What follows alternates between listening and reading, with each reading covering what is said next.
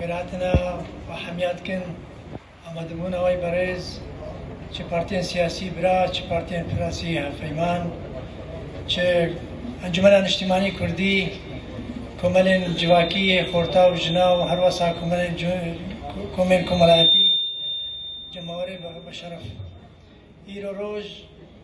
روجا كجرينجا ديريكا تفكر سياسي كردي سوريا دا مزراندنا يكمين بارتي ديمقراطي كردستان سوريا هذا مزراندن جلاي روشن بيرو بيدورين كردارا دسبيكاوي دسبسركاتيا دكتور نوردين زازا جي بي بردوان بو قناق بقناق حميد شواز وطنقاوي وزحمتي وقلق دليفين برطنق ومرجن دجوار درباز بوا قلق سر أروازي وسر نشيبي برهمه في ملاطي حميته ده ايرو فجين كرنا في روجا نيا چندك آية روجا ملاطي كرد سوريا حميه مالباتا كش كرد سوريا نينا الا كراكيوات بي بارتي ده خبات كريا بردوام كريا الا تضحيات دانينا الا زحمتي كريا الا برهمي الا بشتباني كريا هر وصاب تكليه بتواي حميب هيزن ولا فارزين سوريا بتواوي افقنا غها كشان ديال زحمتي خو طنقاوي خو سرار رازي وسرنشيبي خو حتى قاندين في استها يرو استك قضيه كردي قاي استك ناف دولتي استك بلند سوريا دا اف جي برهمه في خباتا بردوام في خباتا ديروكيه جبر فيكي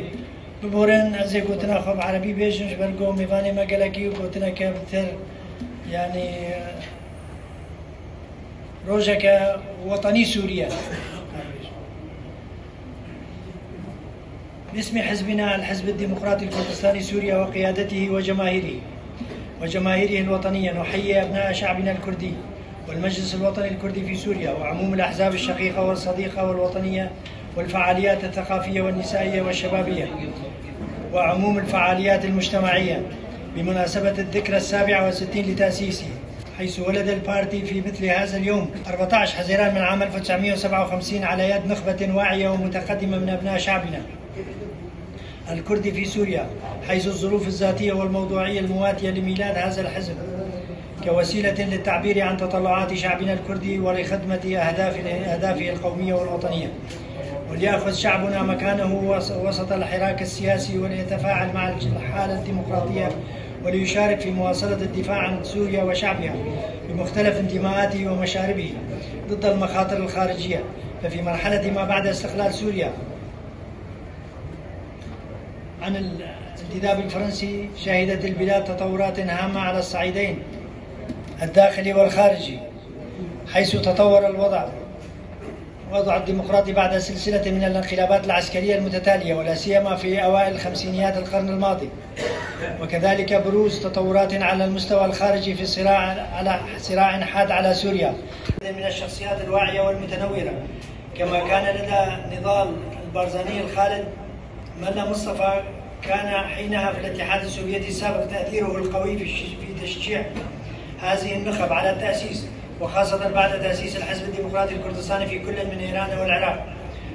وكذلك التأثير في وزاد تأثيره قوة بعد اندلاع ثورة 11 أيلول الوطنية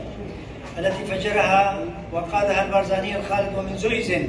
يستمد حزبنا بوصلته من نهج الكرداتي نهج البارزاني الخالد، ويعتمد في نضاله على قوة جماهير الشعب الكردي وشرعية حقوق هذا الشعب وتطلعاته القومية، ليصبح فيما بعد جزءا هاما من المشروع القومي الكردستاني الذي يقوده فخامة الرئيس مسعود البارزاني. وهكذا ظل حزبنا على علاقة مستمرة مع الحزب الشقيق الحزب الديمقراطي الكردستاني وحتى الآن، وذلك لما يجمع